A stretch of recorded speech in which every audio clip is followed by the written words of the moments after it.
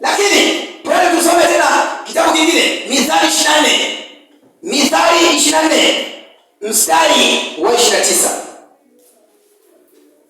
Mithali 24 mstari wa 29.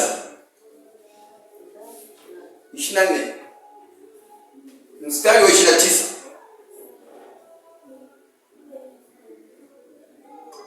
Anasema usiseme nitamtenda kama alivyonitenda mimi. Nitamlipa mtu huyo sawasawa na tendo lake. Mungu anatukataza usiseme moyoni mwako nitamtenda kama alivyonitenda, wala usiwaze nitamlipa kama alivyonilipa mimi mabaya. Mungu anakataza usiseme, usiwaze, usipange moyoni mwako kutenda mabaya kwa sababu ya kutendea mabaya, kusema mabaya kwa sababu ya kusemea mabaya. Usilipize kisasi kwa njia namna hiyo. Huyu ni Mungu wetu mtakatifu, anatufundisha tupate kuwa watakatifu kama yeye alivyo mtakatifu. Bwana Yesu asifiwe. Hatuwezi kumtumikia Mungu, ndani yetu tuna vinyongo. Hatutaki kuachilia makosa ya mtu mwingine.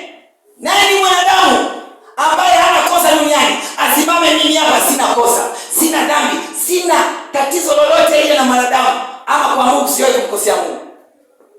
Hata ungekuwa umeokoka, hata ungekuwa ni askofu, ni mchungaji, ni rais, ni mbunge, ni nani, kila mwanadamu anakosa.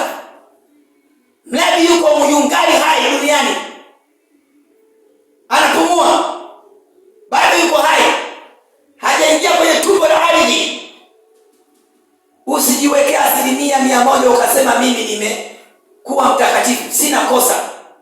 Hakuna mwenye haki wa kusimama mbele ya Mungu akasema mimi wakati wote niko safi. Siwezi kumsamehe mtu, siwezi kuachilia kosa la mtu. Hakuna.